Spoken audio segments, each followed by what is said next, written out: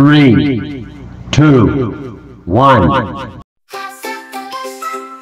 Hai ibu ayah semua, jom ikut teacher tengok apa yang menarik di Tadika Kasih Kalisha.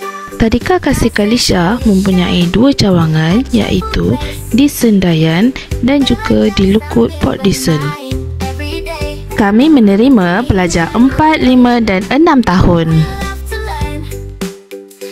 Aktiviti yang menarik untuk anak-anak dan pembelajaran yang berkonsepkan 4E. 4E ialah Explore, Experiment, Express and Extend.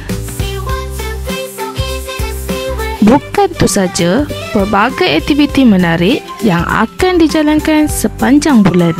Antaranya ialah hari sukan, program lawatan luar, hari kantin, hari graduasi dan banyak lagi. Di Tadika Kasih Kalisha, setiap hari adalah peluang untuk belajar, bergembira dan membina kenangan indah bersama rakan-rakan. Kami juga bukan saja fokus pada pembelajaran, tetapi juga menyediakan kemudahan terbaik untuk keselesaan dan keselamatan anak-anak anda. Jangan lupa daftar dengan Tadika Kasih Kalisha untuk sesi 2026.